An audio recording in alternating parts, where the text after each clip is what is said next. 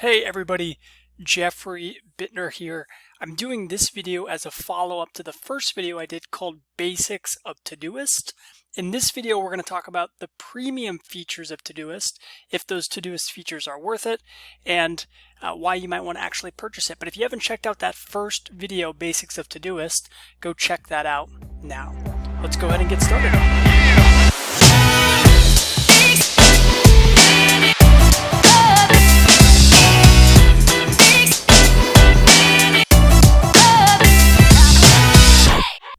Okay, so premium Todoist.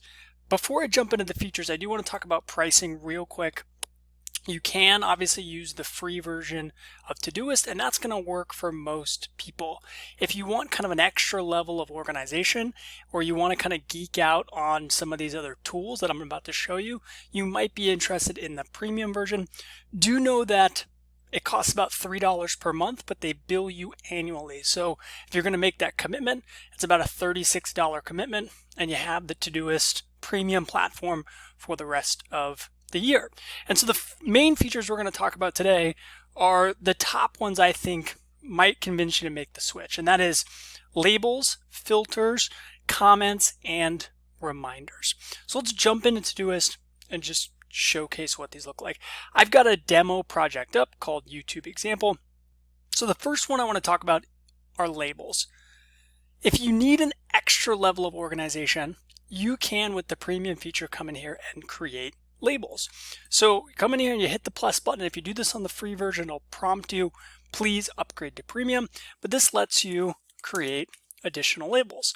I don't use this feature a ton, so I can't talk to how much more productive it makes you, but if you find that you're limited with the projects or sub-projects or sections within a project, just know that you can come in here and create labels. So two examples that I can think of is, let's say you have a work project and you want to label the different things that you might have to-do lists for or to-do list items for. You could potentially do that in labels, and then you can come in here and you can click on these labels and see all of the tasks that pertain to that particular label. That's one of the first kind of premium features available in here. The second premium feature that you'll find are filters. Again, another level of organization. Now this one I have used much more of, and I actually really like all the possibilities here. And just know that there are some basic filters that Todoist gives you with your free account. Assigned to me, assigned to others, priorities, view all, no due date.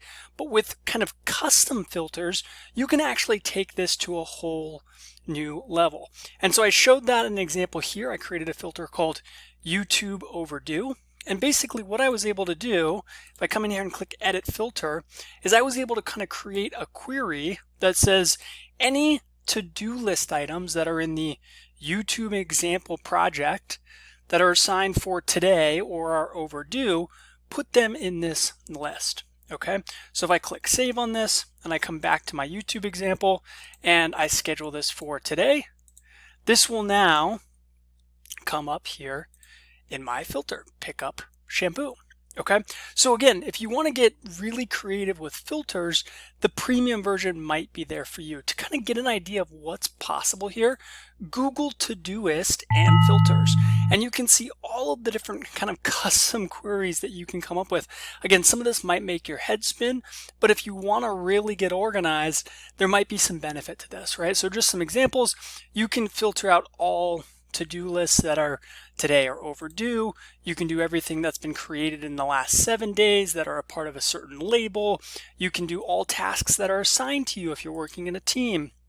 You can do all tasks that are due in a certain time frame, right? So there's a lot of possibilities, and you can basically mix and match these to create a ton of different custom filters. Again, if you do a quick search, you can see all of the various possibilities here. So we've talked a little bit about labels, we've talked about filters. Another thing, and these are I think maybe the two most powerful reasons you might want to upgrade to the Todoist Premium, is let's next talk about comments. So comments on Todoist are a premium feature. So again, I've got my one task here. If we come in here and we come into the comment section, this is, as soon as you go to add a comment in the free section, it's going to ask you to upgrade.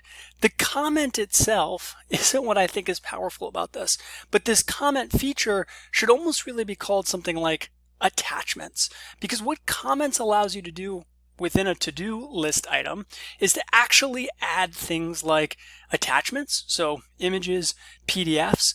It allows you to add emojis, right, which maybe doesn't make you super productive, but again, it also allows you to do things like voice memos. So I found this is really useful. I can pull it up on my app. I can add a quick to-do list item, and then I can leave a voice memo, right? 30 seconds, 60 seconds on why I added that or what the idea I had. And so some interesting things with the comment section that could potentially, again, keep you a little bit more organized, and you can really geek out on if you're interested in.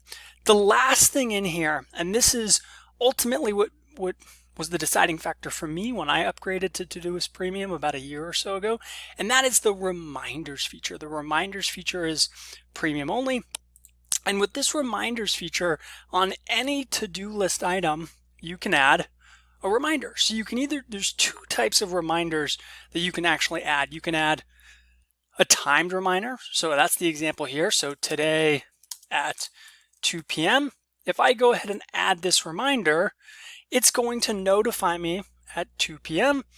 or the next 2 p.m. about this to-do list item. So again, if you have this application on your phone, that alert will pop up.